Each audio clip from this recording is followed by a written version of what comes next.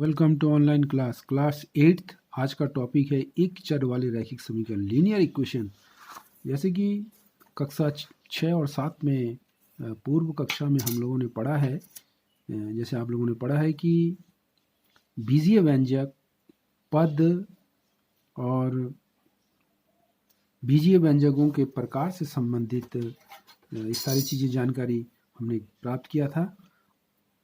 तो इसके लिए पहले कुछ एग्जाम्पल आपके सामने दिए जा रहे हैं। इन एग्जाम्पलों को गौर से देखिए। 5x 2x minus 3, 3x plus x plus Y plus Z, 2x minus 3 equal to Y, X plus 2 plus Y. तो ये दिए गए बहुत सारे बीजीय व्यंजक है और इन बीजीय व्यंजकों को अगर हम गौर से देखें, पहला वाला 5x एक बीजीय व्यंजक जो कि एक पदीय है और साथ साथ एक टर्म है। और जैसे हम जानते हैं कि कोई भी टर्म्स जो है वेरिएबल और कांस्टेंट, चर और अचर से मिलकर बनता है। जैसे 5 यहाँ पे इसकी कांस्टेंट है, कोएफिशिएंट है, गुणांक है, और x जो है इसकी चर है। तो चर और अचर से मिलकर एक पद का निर्माण होता है। जैसे 5x एक पद है और पद चर और अचर से बनता है। दूसरा हम देख रहे हैं कि 2x माइनस 3 ये द्विपदी भी है, एक व्यंजक भी है।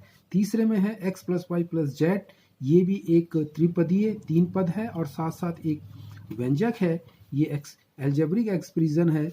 और तीसरा अगर हम तीसरे और चौथे को अगर हम गौर से देखें तो 2x माइनस 3 इक्वल टू 9 और x equal to 2 plus Y. यहाँ पे दोनों पक्षों के बीच में इसमें जो है दोनों पक्ष बने हुए हैं, 2 पक्ष बने हुए हैं और इनके बीच में जो है इक्वल टू, यानी कि इसमें जो है बराबर का चिन्ह है। तो इससे हमें ये ज्ञात हो रहा है कि इस प्रकार के बीजीय व्यंजकों को हम समीकरण कहेंगे। तो ये एक समीकरण हो गया। बाकी यहाँ पे जो है ये सारे व्यंजक यानी कि बहुपद कहलाएंगे। तो इस प्रकार से हम देख रहे हैं कि पद हो गया और समत हो गया है और समीकरण हो गया। हम किस प्रकार से यहाँ पे अगर 2x माइनस 3 इक्वल टू 7 को देख रहे हैं तो इसमें कौन कौन से भाग होते हैं। जैसे 2x एक पद हो गया है, 3 भी एक पद हो गया और बराबर चिन्ह को हम यहाँ पे समत कहते हैं। और ये पूरा एक जो पार्ट है, ये पूरा पार्ट एक समीकरण को प्रदर्शित करेगा। तो इससे ये सिद्ध हो रहा है कि 2x minus 3 equal to Y में चर की एक घात है। फिर दूसरी बात, हमने इस दिए गए व्यंजक को इस समीकरण में एक चीज़ हमने नोटिस किया है कि इसमें x की पावर जो है वेरिएबल चर की पावर 1 है। तो चर की एक घात होने के कारण हम इसे रैखिक समीकरण कहेंगे, लीनियर इक्वेशन।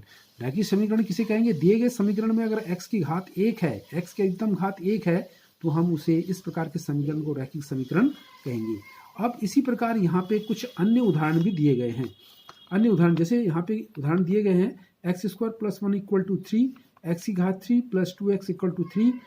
ये दोनों समीकरणों को अगर हम गौर से देखें तो क्या ये दोनों समीकरण एक चर वाले रैखिक समीकरण होंगे? नहीं, क्योंकि यहाँ पे जो चर है उसकी अधिकतम घात, पहले समीकरण में चर की अधिकतम घात 2 है, जबकि तीसरे वाले समीकरण में चर की अधिकतम घात 3 है। तो यहाँ पे घातें अधिक और अलग अलग होने के कारण ये दोनों समीकरण जो है रैखिक समीकरण नहीं कहलाएंगे। तो इस प्रकार अब हम आगे एक चर वाले रैखिक समीकरण के अंतर्गत पढ़ेंगे कि समीकरण को, एक चर वाले रैखिक समीकरण को किस प्रकार से हल करेंगे। और उसके लिए जो है कंडीशन क्या है कि समीकरण को हल करना है जिसके एक पक्ष में रैखिक व्यंजक और तथा दूसरे में केवल संख्या दी हुई हो। जैसे समीकरण है, दिए गए निम्न समीकरण को हल कीजिए। जैसे हमारे पास पहला समीकरण दे रखा है x माइनस 2 इक्वल टू 7।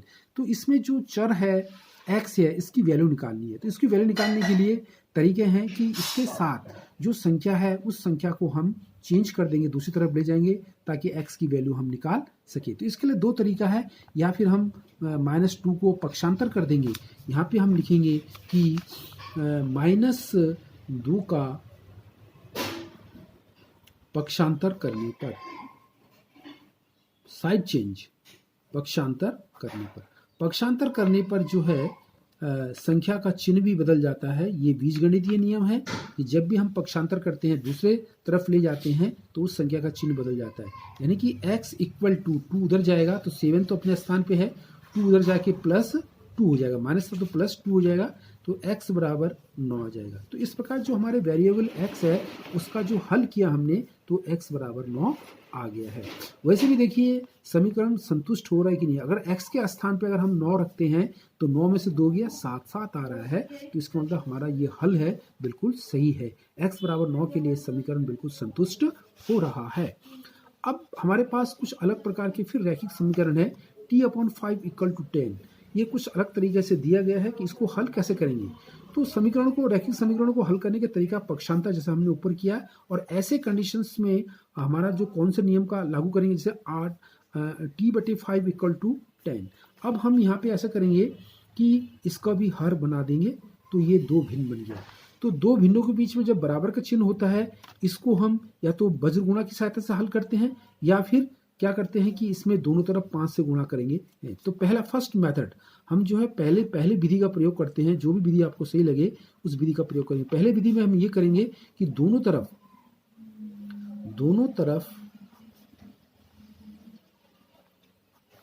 5 से गुणा करने पर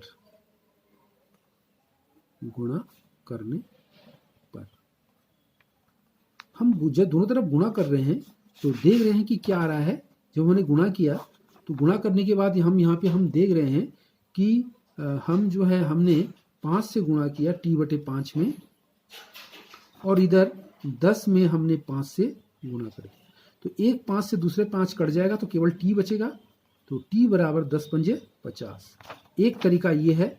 सेकेंड विधि का प्रयोग अगर हम करें तो हम सेकेंड विधि की यानी कि वज्र गुणन विधि द्वारा करेंगे। वज्र गुणन विधि द्वारा हल करेंगे। वज्र गुणन में क्या होगा कि t/5 बराबर 10/1। तो हम जब वज्र गुणा करेंगे तो एक जो है t की तरफ गुणा हो जाएगा और 5 10 की तरफ गुणा हो जाएगा। तो हमने जब इसको गुणा किया तो ये हो जाएगा t कम t हो जाएगा 10 पंजे 50। तो ये हो जाएगा t बराबर 50 हो जाएगा, t बराबर 50 हो जाएगा। तो ये दूसरा तरीका ये भी है। अब हमारे पास अगला प्रश्न है, तीसरा है, वो है 6x इक्वल टू 12। हमें यहाँ से x की वैल्यू निकालनी है। तो x की वैल्यू निकालने के लिए हम क्या करेंगे कि x को हमें हटाना पड़ेगा। तो x को हटाने के लिए हम क्या करेंगे, दोनों पक्षों में 6 से भाग देना पड़ेगा। एंड सॉरी, हमें x का जो गुणांक 6 है इसको हटाने के लिए हमें क्या करना पड़ेगा, दोनों तरफ 6 से भाग देना पड़ेगा। तो यहाँ पे लिखना पड़ेगा 6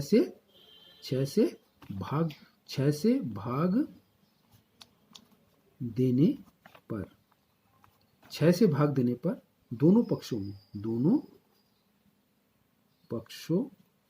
में। तो हमने क्या किया, 6/x/6 से भाग यहाँ भी दे दिया और यहाँ पे 12/6 इधर भी दे दिया। तो 6 से 6 कट गया। उसके बाद 6 को हमने 12 से काटा, 6 दूनी 12। तो इस प्रकार से हम देख रहे हैं कि हमारा x बराबर 12 आंसर आ गया है। तो इस प्रकार हम समीकरणों को हल कर सकते हैं। अब हमारे पास एक प्रश्न और है, 2x/3 इक्वल टू 18। इसमें भी वही करेंगे कि हम वज्र गुणा की सहायता से हल करेंगे। इसको नीचे लिख के हम इसका क्या कर देंगे, हर बना देंगे। फिर हम इसको कहेंगे वज्र गुणा विधि द्वारा, वज्र गुणन विधि द्वारा। वज्र गुणन विधि द्वारा क्या होगा कि एक इधर चला जाएगा 2x गुणा 1, और इधर हो जाएगा आपका 18 गुणा के 3। ये हो जाएगा आपका 2x बराबर 54। 2x बराबर 54 आ जाएगा।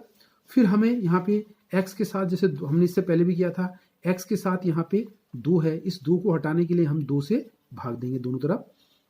तो 2x/2 बराबर 54/2। इस 2 से ये 2 कट जाएगा, फिर 2 से 54 कटेगा, 27 बार जाएगा। तो यानी कि x बराबर आपका 27 आंसर आ जाएगा। इस प्रकार से फिर हमारे पास परमेय संख्याओं का एक चर में परमेय संख्या आ रहे हैं। परमेय संख्याओं का हल कैसे करेंगे, तो हम इसमें ऐसा करेंगे कि x/3 इक्वल टू 1 का पक्षांतर कर देंगे, 7/15 माइनस 1। फिर इसका हमने भिन्न बना दिया। फिर हमने 15 को 1 से गुणा किया, एलसीएम लिया तो 15 आया। इसका लासापा लिया तो 15 आया। फिर 15 में 15 का भाग दिया तो 7 आया। फिर 1 का भाग 15 में दिया तो 15 आया। और 15 में से 7 गया -8/15।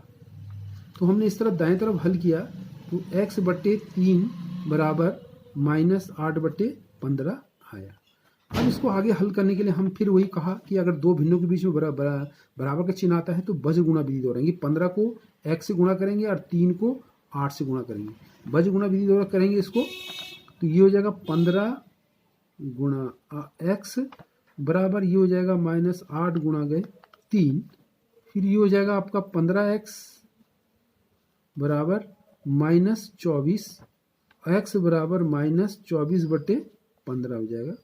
फिर इसको 3 से हल करेंगे, सरल बना देंगे। 3 8 24 और 3 पंजे 15। तो इस प्रकार से x की वैल्यू जो है -8/15 आ जाएगा। तो इस प्रकार हम दिए गए एक चर वाले रैखिक समीकरणों को इस प्रकार से हल करेंगे। उसके 3 तरीके हैं, एक पक्षांतर द्वारा, एक भाग द्वारा, एक गुणा विधि द्वारा या फिर बज गुणा विधि द्वारा हम जो है दिए गए एक चर वाले रैखिक समीकरण को इस प्रकार से हल करेंगे। तो इन ऊपर बताए गए 3 विधियों के द्वारा किस प्रकार से एक चर वाले रैखिक समीकरणों को हल करते हैं आपने ध्यान दिया होगा। इसी पे आधारित कुछ गृह कार्य के रूप में आपको दिया जा रहा है। गृह कार्य ऐसा है 6 = z+2, z की वैल्यू निकालनी है आपको पक्षांतर करके, 2 का पक्षांतर इधर ले जाएंगे, इस प्रकार से हल करेंगे। दूसरा है 14y - 8 = 13, इसको भी 8 का पक्षांतर के उधर ले जाएंगे, इसको हल करेंगे।